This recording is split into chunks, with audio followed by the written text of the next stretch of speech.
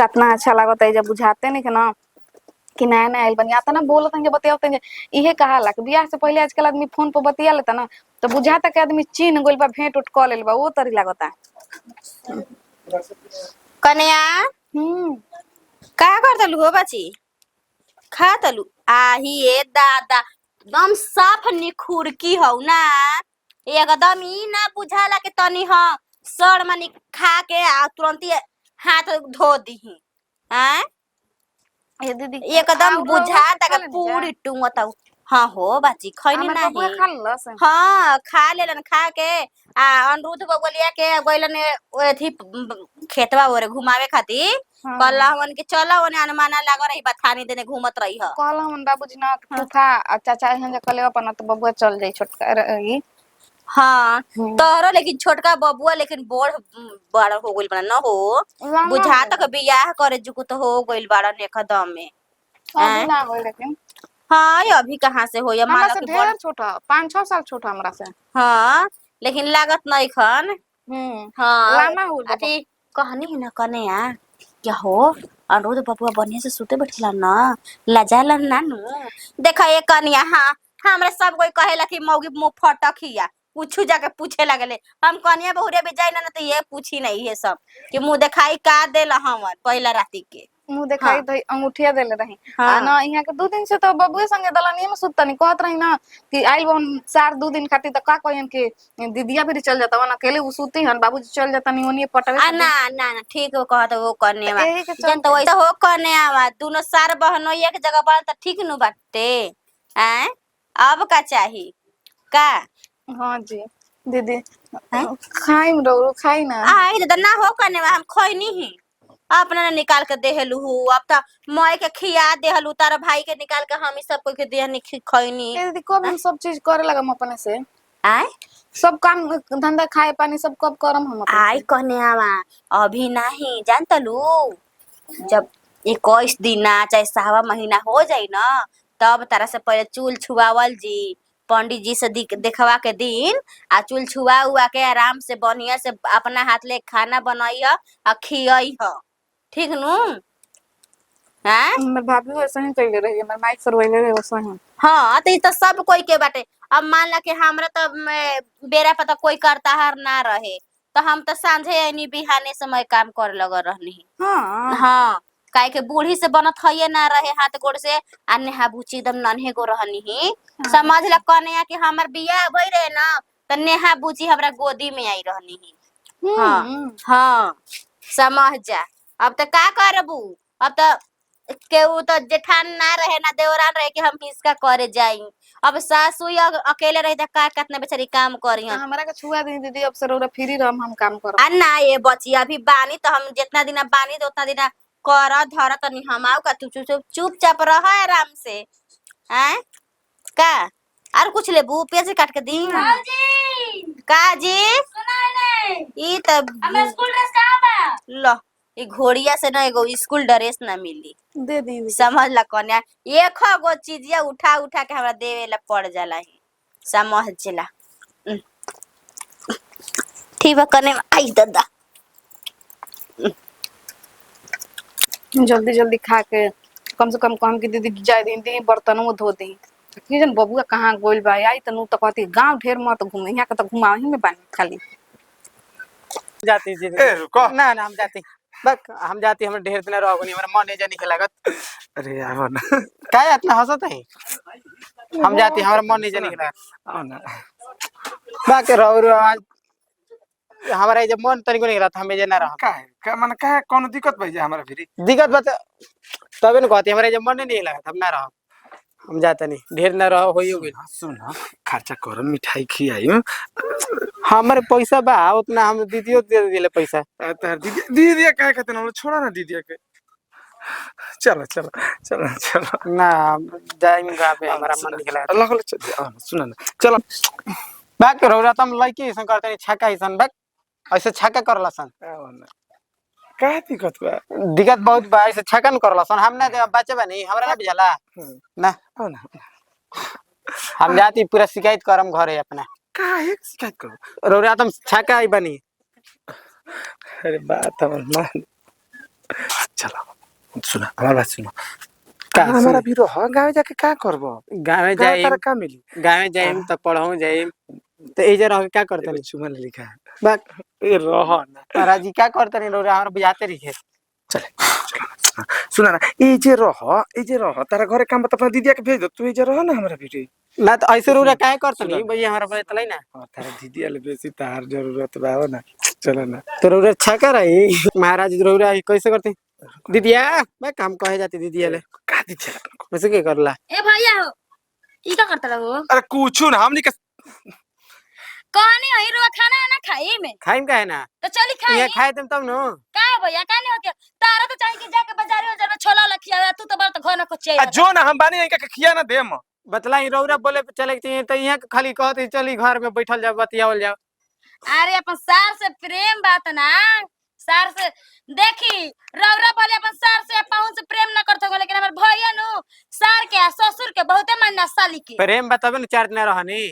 अच्छा ठीक बा चार दिन जो हम लिया का होता नहीं जो ना ना ए जे रुकी जो हम लिया का हमारा कुछ चल चल चल चल खाना खा जो ना जो लिया का होता नहीं जो आ जो कहाँ विदा कर नहीं महाराज जरूर तुम पूरा शिकायत करा रखा दे कैसा शिकायत बा बतलाई बा हम जाते दीदी हो हम जाते दीदी अरे है महाराज हम जाती हाय रे कतना तो सोचने है कि कसहु चढ़ाई तो इहो साला मानत नहीं के बुझात नहीं के कि का करी कन्या अरे का घर में कुछ आई रहलू बहरियो निकल है अब कल जाते रहबू जिंदगी भर ना के बा अपने घर के निदमिया बावन हाँ आई तो दीदी कहला ही ना कि निकलिए मत कोई कोई आ जाला यही के चलते ना तो किली बंद कर ले भाई कोई आई ना आगे ना घर में आ कोई छतों पर ना चढ़लात नहीं कहे मैं निकल के आगे ना मैं बैठेला कुछ खाए हुए के मन करत है कन्या मंगा दी बाजार ले ना छोला वाला ना ये मत कही कोई जगह रही तो गाँव लेके खाए के ना मिलत रहे ऐसन बात नहीं खे मम्मी जी सब कुछ तो मिलते बा इहो के कहला कि बुच्ची जी कि जवन चीज भाभी खाए के मन करी समोसा उमोसा तो बोल दिया हमरा के। अरे अभी बाजार कोई से भी सामान ढेर मम्मी जी हम ना खाई ना खाले तो जाए दो ना आई बाजार ले सामान है जी घरे बना लिया दूध बगी न समोसा बनावे के छोला बनावे के बनावला तो मम्मी जी का ना बनावे दे हाँ ये तो सही कहत बात और माई ओई के याद पड़त है घेरे से घर में रहत ना रोवे के नहीं खे जब मन करी जब हम तार भाई आइल बवन हम कह देम के जब मन करी लिया के जइह माई ले भेंट करा के लइह सबे अपने ही दिमी बा वैसा हमार घर के परिवार नहीं खे नु के कह के आइल बे तो एक आइले 5 बरस के बाद जइहन फिर नु जब मन करी जब भेंट कर लेवे के बा कोनो दिक्कत बा ना दिक्कत कर छी ठीक मन लागत नु हाँ अच्छा तो कोनो बात के दिक्कत हुई तो कही है कन्या अब बबुआ कहाँ गइल कन्या ओनिए कोला नहीं जा दोनों हमारो भैया आ उ के जन कहां लिया के भैया मत खैला हनु वो बबुआ बहुत लजात हन जन रुका द्वारा पर देखत है कन्या के बावन तो खैले नहीं खन बुझाता है अभी ले तने उनको के बोला के खिया दे मम्मी जी कितना बढ़िया बानी एकदम बेटी रुको ना दीदी रे अरे रुको ना का हो कहां गई रही जा नहीं मजा ना काहे भागल जाता ना मजा कितना कर दिनु का कही चलो ना अच्छा जा जाओ आराम करो हम जाते माई आराम फोन कइले रहे बतिया का नहीं खा फोन जाती हम बतिया लगे ओजे सुते बेटवा पे है का रो एक जगह हमारे जोर कहत हूं पागल ये का जी करंट का हमरा में मारता है पागल छुआ का है जी उनका कौन है मतलब ते गोमची का ले बनी गोमची लगा होइसे लेवला सन कि लइकी लेखा लेवला सन हमरा से ठीक लग रहा ना मजाक करत नहीं ऐसे न खिसियाता ऊ आए हंसी मजाक ना करला हमर बबुआ है मजाक करता नहीं देखिए ऐसे काहे बोलता नहीं हम तो सही कनी न के माई कहत रहे बाबूजी का लई हन जानू तो बबुआ चल जाए तो कनी के जींस कुर्ता रुको अभी वो उनका को मत दे दो जींस कुर्ता ना एगो किन दे ई ओकरा के तब 1 महीने के बाद दे हां 1 महीना के बाद जानता नहीं ना कि कंप्यूटर क्लास करेला हमर भाई तो उ कैसे अथी करी आए जाके एगो बाजारी पर सुनी कहां आ जाता नहीं बहुत हम कि हमारा भी रहता है ले जाता वो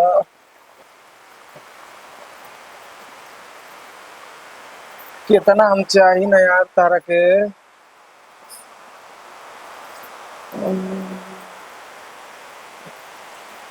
ठीक है कर तुम महाराज रुको ना बस ए, महाराज ऐसे क्यों करला दीदिया दीदिया रे अबे सुतल मुश्किल करनी है कि काहे बड़े रे ई का करतनी जी ठीक है भैया के मुंह आई हमरा ऐसे के मजाक करला को जो भल बा जा ना तू जा तो बात काहे नहीं कि सुनत नहीं तो काहे ऐसे करतनी आए गोजा बल मम्मी जी दीदी जी का चिचिया तो का हो गइल पले आ भाई देखा तनी अजीब अजीब काहे के करतनी है हम तो मजाक करतनी 24 घंटा अजीब अजीब कर बात तू का बोले लो भाभी और एकरा बुझा बुद्धि ना भई भाई देखा तनी हमारे बाबूआ के तरफ से मुंह आए देले रहती है एकरा पे चढ़ा रही अब बैठिए ना देखी था का को देलस ना बुझला हित ना अब आँख माई हार बुद्धि ना सुधारी कबो देखी तो कैसे करता नहीं जाई बाबू जाई ओ घरा में चल जाई अजीब मम्मी जी पहले हमरा के ये बताई कि का डुगी डरामा हां ऐसे करतनी हम छुआ तनी त भड़कतनी हमर भईवा के बुझा तक देही पर चढ़ रहतनी सारे ओकर तने बच्चे पढ़ माई ले हम तोरा से कहले रही ना हम हिनका से ना हम हिनके से बियाह करे वाला रही ना मन दे रे हाय तो हमारा से काहे करेंगे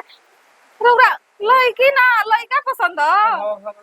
पसंद बहुत तरी 5 दिन लवर प्रचार के लिए ओ ये हमर भईवा ना सुधार पागल हनी जी हाय कहतनी कि काहे रोज कहतनी कि तार भईवा संगे दलानी में सुते जातनी हमारा भी सो भी हमरा के छुलाऊ नहीं की रात पहुंचे सुतत नहीं है हम बबुआ बाबूजी के फोन कर अकले वाले के मना कर मोबाइल का रख ले तुझे ओ मने के चले के नारू कम जाती बैठो ना बैठ हमर भाई के जाती फोन करे रे ना हम तो हाल बात करना तो जाए सर भाई कुल ना हम इनके करना जाए ई ना जाए थोड़ा ये में हां मुझे अजी जान तो कने बचपन पैसा हमर भाईवा के मुआ दियन का बचपन के जी जान जब जानते रही उनकर लड़का पसंद होसन लड़का होके का बोले हो भौजी कहां से तू चुप रही ना बहुत बार धोखा भइल बाप भाई के अबे बुलावा तनी फोन करके जी मम्मी जी का बोले भाई उहे बबुआ जी अपन हरकतवा देखावे लगनी आउ कौची बतनो समझौले हाँ। लेकिन समझल ना बात कदना से कोई नहीं है जा दूर दूर आदमी रखा तो तब माना तो वन जौना गदती है तो दती जाई हां रे रमवा इनके कह दसन तो का ट्रेन में जाके भीख मांगी हम ठीक बा कह दसन वही लाके बैले बस सुता वाला के ताई न जब कहल ना करी तो वही लाके न बउए जवान डरवा रहे हो गइला अब का करब हम का कर अब तो बियाह शादी करले नहीं के चल भाई घर बस गई तो ये चाल चिन्हा देलन तो गला